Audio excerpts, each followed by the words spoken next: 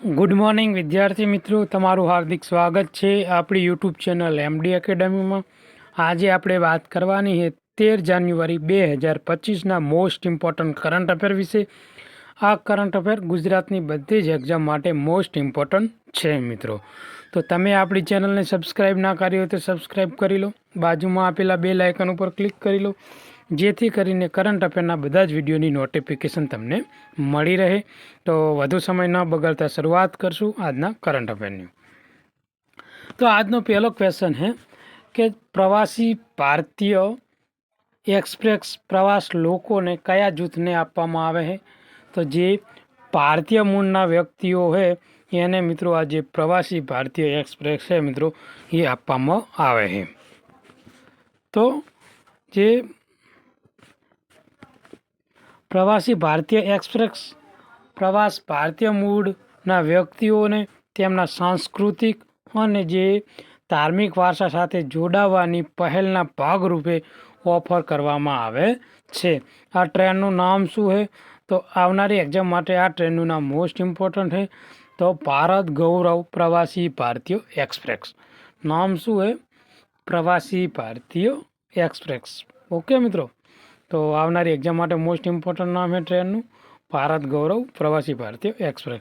વડાપ્રધાન નરેન્દ્ર મોદી દ્વારા flag of કરવામાં આવ્યો છે અને જે દિલ્હીનું સફદરગંજ છે મિત્રો ત્યાંથી આ ટ્રેન ઉપડશે અને 14 રાત 15 દિવસ અને કુલ 17 દિવસ સુધી મિત્રો આનો ટૂરનો સમયગાળો રહે. અને કયા લોકો આનો લાભ લઈ શકે?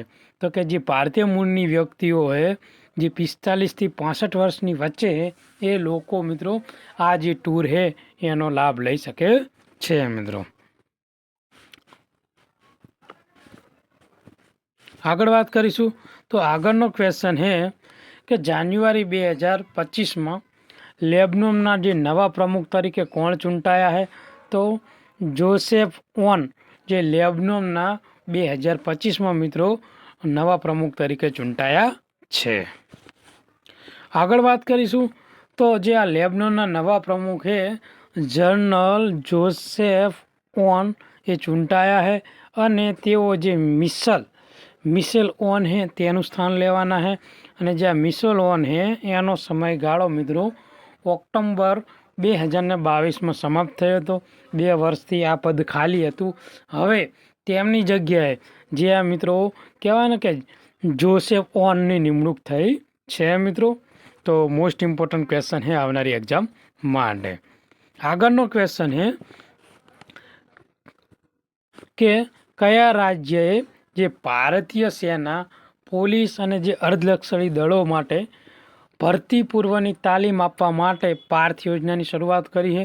તો જે મધ્યપ્રદેશ સરકાર છે તેના દ્વારા આ પાર્થ યોજનાની શરૂઆત કરવામાં આવી છે. અને મધ્યપ્રદેશના સીએમ કોણ છે? તો મધ્યપ્રદેશના સીએમ છે મોહન યાદવ. મોહન યાદવ દ્વારા આ યોજનાની શરૂઆત કરવામાં આવી છે. તો ડિટેલ શું છે?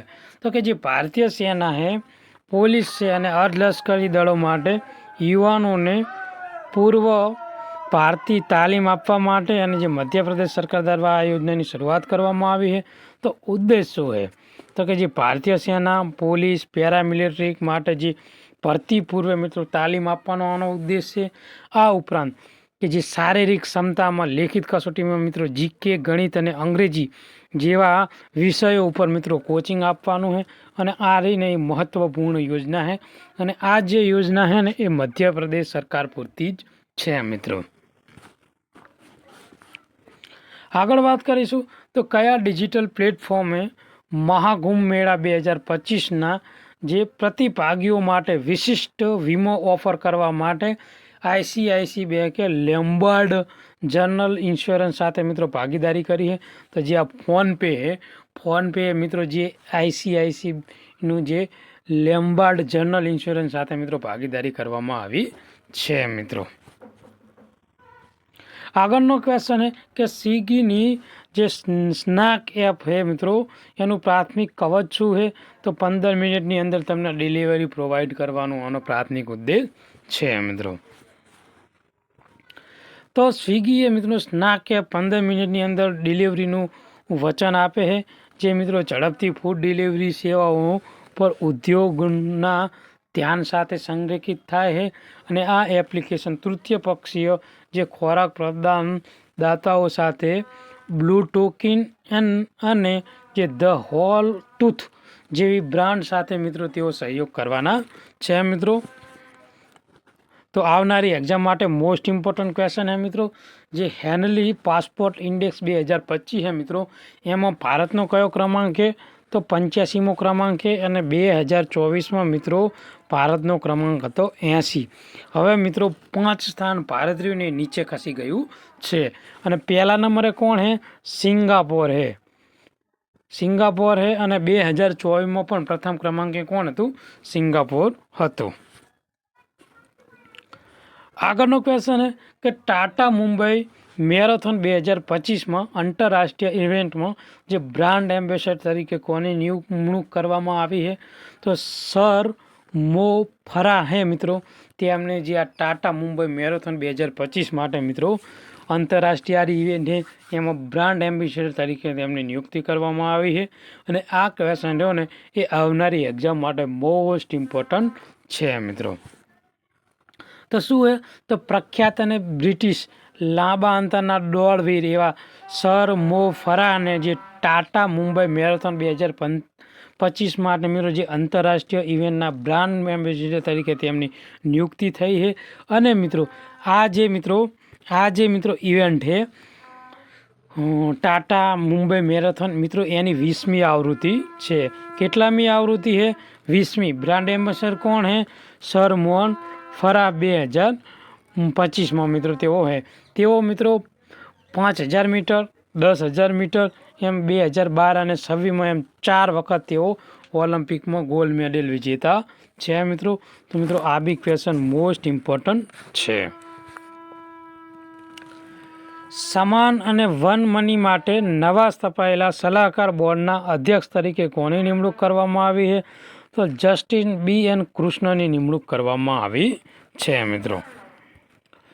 તો સુપ્રીમ કોર્ટના નિવૃત્ત જે ન્યાયાધીશ છે અને ડેટા પ્રોટેક્શન પર એક પ્રસિદ્ધ સિદ્ધિ અધિકારી તરીકે જસ્ટિસ BN કૃષ્ણને સમાન વન મની માટે નવા સ્થાપિત સલાહકાર બોર્ડના અધ્યક્ષ તરીકે તેમની નિમણૂક કરવામાં આવેલી છે. આગળનો ક્વેશ્ચન છે કે કયા દેશે 1 જાન્યુઆરીથી જે ભારતીય પ્રવાસીઓ માટે વિઝા સિસ્ટમ શરૂ કરી છે? તો ઇઝરાયલે મિત્રો ભારતીય પ્રવાસીઓ માટે વિઝા સિસ્ટમની શરૂઆત કરવામાં આવી છે મિત્રો. આગળનો ક્વેશ્ચન છે કે કઈ કંપનીએ telecom technology development fund scheme હેઠળ AI સંચાલિત 5G RAN વિકસાવવા માટે અનુદાન મેળવ્યું છે? તો જે AI ટચ છે મિત્રો એને આજે આ 5G RAN છે મિત્રો એને વિકસાવવા માટે અનુદાન મેળવ્યું છે. તો વાત કરવાની છે AI ટચ LPPની, જેને આપણે 5G રેડિયો એક્સેસ નેટવર્ક RANનું ફૂલ ફોર્મ શું છે મિત્રો? RANનું ફૂલ ફોર્મ આવનારી એક્ઝામ માટે ઇમ્પોર્ટન્ટ શું છે?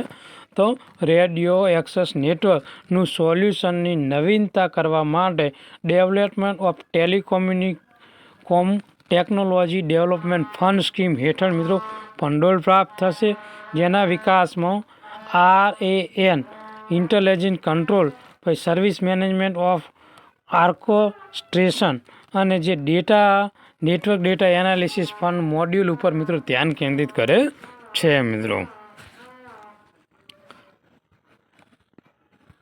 આગળનો ક્વેશ્ચન છે કે કોસ્ટલ એન્જિનિયરિંગ સંશોધન માટે કઈ સંસ્થાએ એશિયાના સૌથી મોટા સિસરા વેવ બેસિનનું ઉદ્ઘાટન કર્યું છે?